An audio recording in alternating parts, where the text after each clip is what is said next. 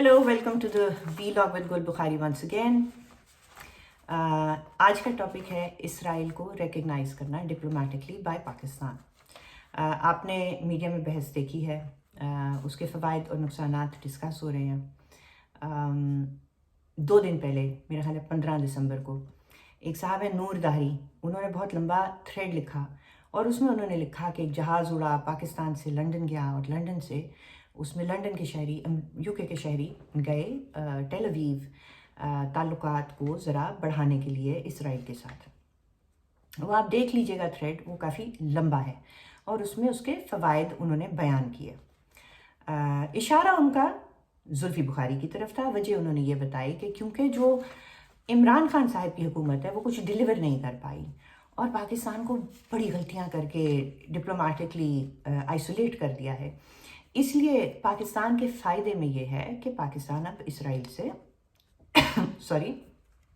बहाल करे या शुरू करे डिप्लोमेटिक रिलेशंस आहिस्ता आहिस्ता, ताकि हमारी आइसोलेशन ख़त्म हो। हम बड़े आइसोलेटेड हैं, ये बातें हैं दुरुस्त, कोई इनमें ख़राबी नहीं, लेकिन असल बात यह है कि जुल्फ़ी बुखारी साहब नहीं गए। असल में 23 नवंबर को, पिछले महीने के आखिरी हफ्ते में, जो एरोप्लेन गया था, इसराइल के शहरी और सहाफ़ी एवी शरफ ने सारा फ़्लाइट पास, जो उनका काम है वो हर वक्त ये चीज़ मॉनिटर करते हैं, उन्होंने बताया कि पाकिस्तानी हुकूमत का बिज़ जेट रजिस्ट्रेशन PA 9834 किस दिन कहाँ से कहाँ गया और टेल अवीव में होकर आया। अच्छा, अब बताया ये जाता है कि उसमें फॉरेन मिनिस्टर शाह महमूद कुरैशी, हमरा उनके फैज़ हमीद और शायद 1-2 लोग और भी हों, गए ये लोग थे। डाला जुल्फ़ी बुखारी पे जा रहा है, उसकी वजूहात आप मेरे लिए मानी नहीं रखती, लेकिन वो इनका आपस का एक झगड़ा है, तो जुल्फ़ी बुखारी का कोई लेना देना नहीं है।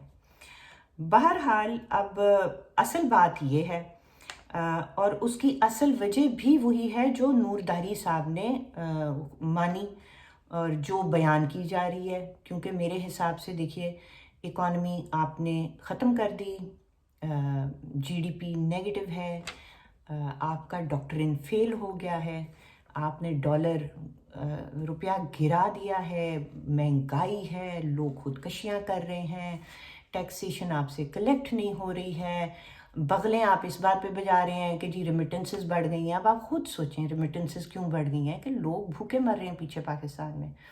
हर बंदा अपनी फैमिली के लिए थोड़ा सा और कमा के थोड़ा सा और ज़्यादा भेज रहा है, लेकिन आपको शर्म नहीं आती।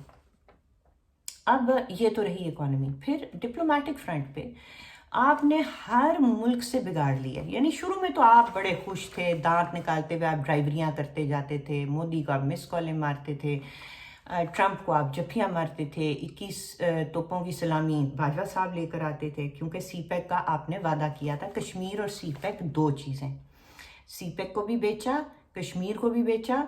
किस चीज़ के बदले? कि हमें आने दो, हम CPEC ख़त्म कर देंगे, हम कश्मीर का मसला ख़त्म कर देंगे, आप बस हमारे यहाँ से ये जो नवाज़ शरीफ है इसको हमें ज़रा डालने दो जेल में और हम करेंगे हुकूमत, हमसे आप डील करेंगे। हो गया जनाब। लेकिन होना आगे क्या था? आगे क्योंकि आप बेसिकली FA पास हैं और जिनको आपने कठपुतली बना के मुसल्लत किया है वो FA से भी कम पास हैं। वो हैं जो क्रिकेट खेलते खेलते क्रिकेट की स्कॉलरशिप पे बाहर से एक 3rd डिवीज़न की डिग्री ले आए और अपने साथ जो टीम लेकर आए उससे तो अल्लाह ही माफ़ रखे। तो डिप्लोमेटिक फ्रंट पे आपने बिगाड़ ली हर एक से। सऊदी अरब ने तेल वापस ले लिया, साथ आपसे वो तेल की फैसिलिटी, फिर 3 बिलियन डॉलर उसमें से पहला आपने वापस कर दिया, दूसरा आपने चीन से मांगा, उन्होंने कहा मैं इतने इंटरेस्ट पे दूंगा। तुर्की को आपने नाखुश कर दिया, उनके साथ आपने एक स्टेशन बनाना था, वो सऊदी अरब ने आपको आंखें दिखाई, आपके रिलेशन ख़राब कराए मलेशिया और तुर्की से, और उसके बाद पैसे भी वापस ले लिए। ठीक है, आप इतने ना अहल हैं।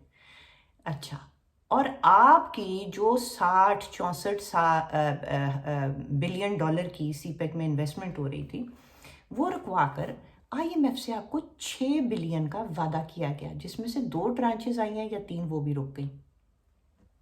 ये आपकी परफॉर्मेंस है। तो ऊपर से इस अच्छा कोरोना भी आ गया, लेकिन वो तो सारी दुनिया पे आया, वो अकेला आप पे और हम पे तो नहीं आया। मोदी साहब ने आपको लॉबिंग करके कोई ऐसा आइसोलेट कराया कि ये सारा हुआ, और उसके बाद उसके ऊपर आपके सर पे पीडीएम चढ़ दौड़ी, तो आप गए फंस। अब आप सोच रहे हैं, देखिए ये बार बार होता रहा है, मुशर्रफ के वक्त में भी हुआ है।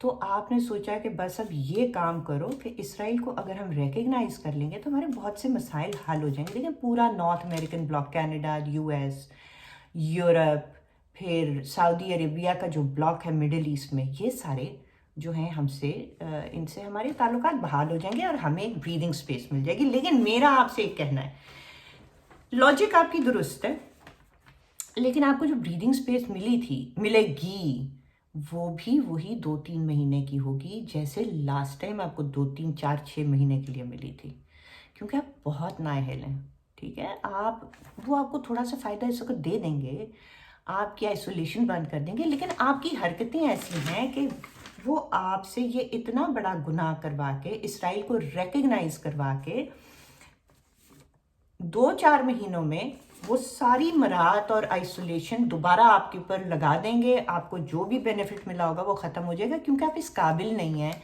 कि आप ये कंपनी चला सकें।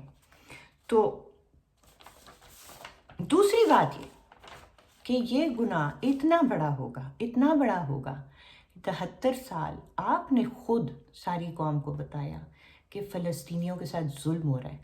इस कौम के अंदर वाकई फ़लस्तीनियों के लिए एक दुख है, एक दर्द है, और पाकिस्तानी रियासत की एक वाहिद पॉलिसी जो दुरुस्त रही है हमेशा, वो ये थी कि UN रेजोल्यूशंस के मुताबिक 1948 की जो नक्शा है उस पर वापस जाना होगा, फ़लस्तीनों की ज़मीनों को छोड़ना होगा। अगर आप वो करते हैं तो फिर ठीक है, आपको रिकग्नाइज़ किया जाएगा। अब आप उस दुरुस्त पॉलिसी को क्यों छोड़ना चाह रहे हैं? सिर्फ और सिर्फ अपने ज़ाती मफाद के लिए, कि हम इस वक्त बच जाएं, क्योंकि हमने एक यानी कॉन्स्टिट्यूशन को मसख कर दिया है, हमने इकोनॉमी को डुबा दिया है, हमने डिप्लोमेटिक रिलेशंस ख़त्म कर दिए हैं। अब हमारे सर्वाइवल का मसला खड़ा हुआ है, पीडीएम बाहर आ गई है, आम पब्लिक हमको गालियाँ देती है। तो आप अपने ज़ाती मफाद के लिए जो घिनौना काम करने जा रहे हैं, छुप छुप कर ISI के जहाज़ों में, आप याद रखिए कि जो मुशर्रफ का हशर हुआ था उससे ज़्यादा बुरा आपका हशर होगा। उसने तो कहा था ना कि फ़ौजियों को, और फ़ौजियों का हशर होगा। बात यह है कि क्योंकि अवाम इस बार जानते हैं कि इमरान खान कुछ नहीं है, जो भी इमरान कर रहा है, जो भी उसकी हुकूमत कर रही है, जो भी SMQ कर रहा है, शाह महमूद कुरैशी, ये सारे कठपुतले हैं। ठीक है, तो जो हो रहा है वो अफवाज पाकिस्तान की पॉलिसी है, और अफवाज पाकिस्तान अगर इसराइल को इस कठपुतली हुकूमत से रिकग्नाइज करवा गई तो जो आताब इलाही आएगा और जो आताब अवाम आएगा वो भी अफवाज पाकिस्तान पे आएगा। मुशर्रफ के दौर में फ़ौजी अपने यूनिफॉर्म में नहीं निकल सकते थे, आप तो सादा कपड़ों में भी नहीं निकल सकते थे। आज मैंने नाजरीन से इतनी ही बात करना थी, क्योंकि अहम थी, और इसकी एक इम्पोर्टेंस है, इसके ऊपर फर्दर डिबेट जनरेट होनी चाहिए और होती रहेगी। अभी तक के लिए यही। देखने का बहुत बहुत शुक्रिया। खुदा हाफिज़।